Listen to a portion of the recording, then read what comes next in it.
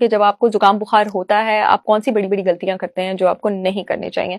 सबसे पहले जुकाम बुखार के साथ जैसे ही आपको बुखार चढ़ता है आप उस बुखार को उतारने की कोशिश करते हैं, इंतहाई बड़ी गलती।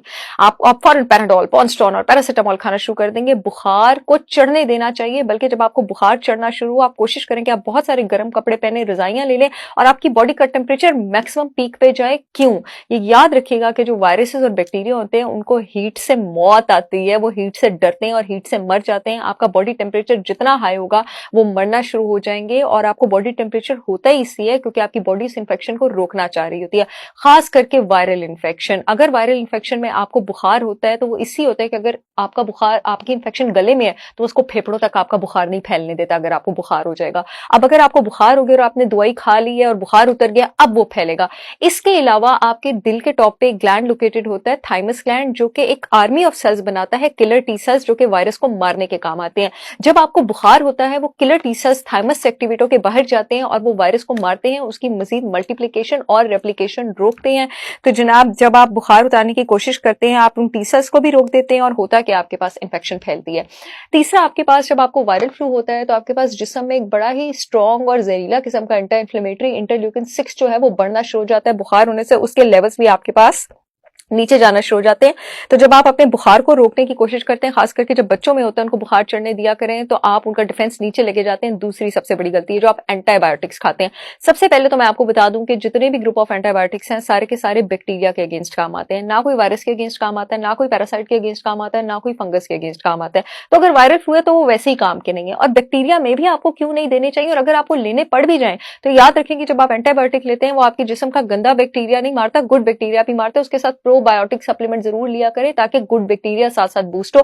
अव्वल तो इसको अपनी आदत ना बनाएं। अगर आप उन माओं में से हैं जो हर महीने अपने बच्चों को एंटीबायोटिक की डोज दे रही है तो अल्लाह ही हाफिज है आपके बच्चों की जवानी का।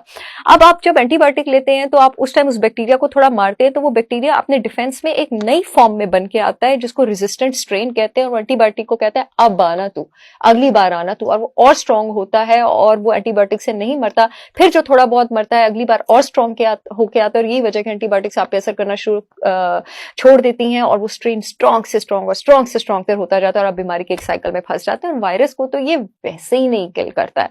और दूसरा मैं आपको बता दूं कि एंटीबायोटिक्स लेने से अल्टीमेटली आपकी बॉडी से B1 विटामिन निकलना शुरू हो जाता है। B1 विटामिन में मैंने बहुत वीडियोस किए हैं, ये वही विटामिन है जो शुगर के लेने से भी आपकी बॉडी से निकलता है, जो आपके पास डायबिटीज से भी निकलता है, और ये आपको नर्वस डिसऑर्डर्स भी करता है, और एंजाइटी, स्ट्रेस और बहुत सारे इम्यून फंक्शन के डिसऑर्डर की भी रीजन बनता है। नेक्स्ट चीज जो आपने नहीं करनी है जनाब, वो आपने ये नहीं करनी है कि आपने बहुत स्ट्रिक्ट डिटॉक्स पे नहीं जाना। जब आप बुखार में होते हैं तो आप बहुत स्ट्रॉन्ग डिटॉक्स नहीं करते हैं। अक्सर मैं अपने कुछ पेशेंट्स को जिनकी बॉडी में बहुत गंदा बैक्टीरिया हो ना, प्रोबायोटिक सप्लीमेंट प्रिस्क्राइब करूं, तो जिनकी बॉडी में बहुत गंदा बैक्टीरिया हो उनको बुखार हो जाता है, ब्लोटिंग शुरू हो जाती है, कभी कभी नोजिया हो जाता है, और अक्सर बॉडी में रैशेस भी आ जाते हैं। मुझे पता लग जाता है कि क्योंकि जब आप अपने जिस्म को डिटॉक्स कर रहे होते हैं और जिस्म की हालत बहुत बुरी हो और आपका इम्यून सिस्टम नीचे हो, या गट के पेशेंट्स के केस में आपका गट का बैक्टीरिया खराब हो, तो उस वक्त जिस्म और जहरीले मादे निकालता है। जब उसको डिटॉक्स करें तो वो उससे क्या होता है आपके पास, उससे आपके पास ये होता है कि आपका इम्यून सिस्टम और नीचे जाएगा ठीक होने की जगह, और इनफैक्ट जो लेटेंट वायरसेस थे, यानी जो सोए वायरसेस और सोए इन्फेक्शंस थी, वो जिंदा हो जाएंगी। तो जिस टाइम आप फ्लू से गुजर रहे हो किसी भी तरह के डिटॉक्स रिजीम पे ना जाया करें और अपने बलगम और अपने कफ को सप्रेस करने की कोशिश ना किया करें।